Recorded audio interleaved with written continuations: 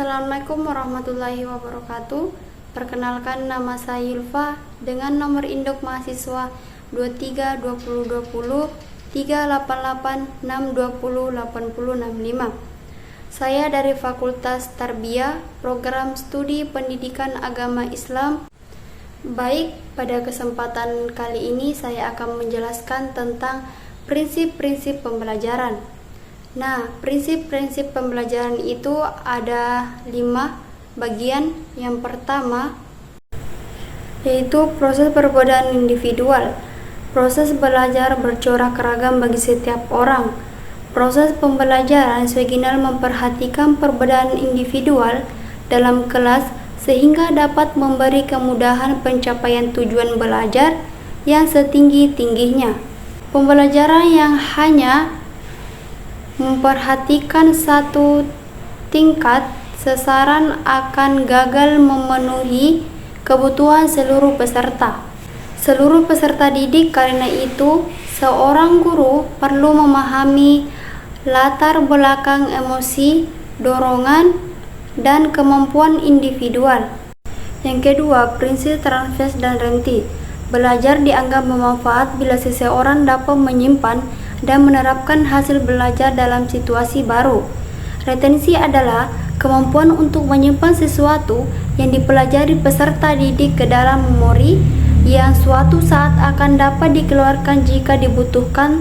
Transfer adalah kemampuan untuk memindahkan atau mengaplikasikan ke tempat lain jika berkaitan dengan belajar.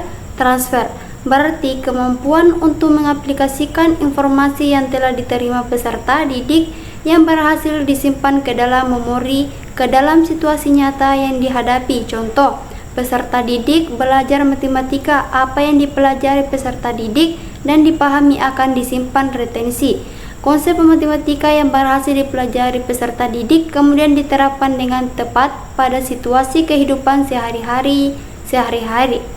Peserta didik dipahami dan diingat, dan jika suatu ketika menghadapi situasi yang menuntut penyelesaian yang relevan dengan informasi yang dipelajari peserta didik, informasi tersebut akan dikeluarkan.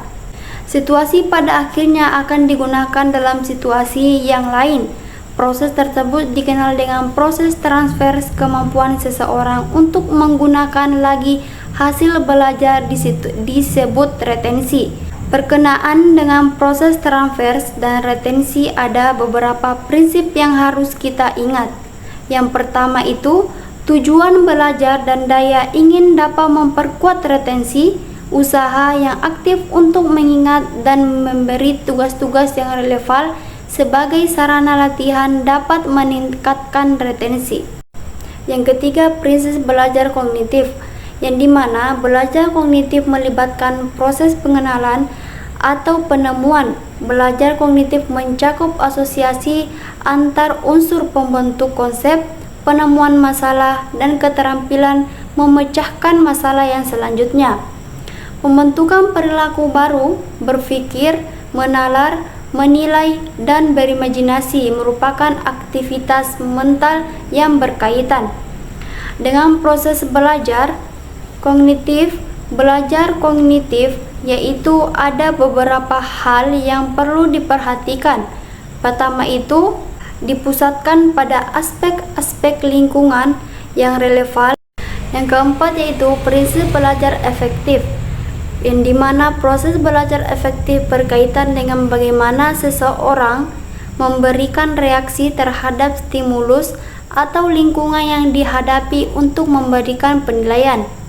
Hasil belajar efektif berkaitan dengan pengelolaan emosi, dorongan, minat, dan sikap dalam banyak hal. Peserta didik mungkin tidak menyadari belajar efektif. Perkenalan dengan prinsip belajar efektif tersebut di atas, ada beberapa hal yang perlu diperhatikan. Yang pertama, bagaimana peserta didik menyesuaikan diri dan memberikan reaksi terhadap situasi yang akan berpengaruh terhadap proses belajar efektif.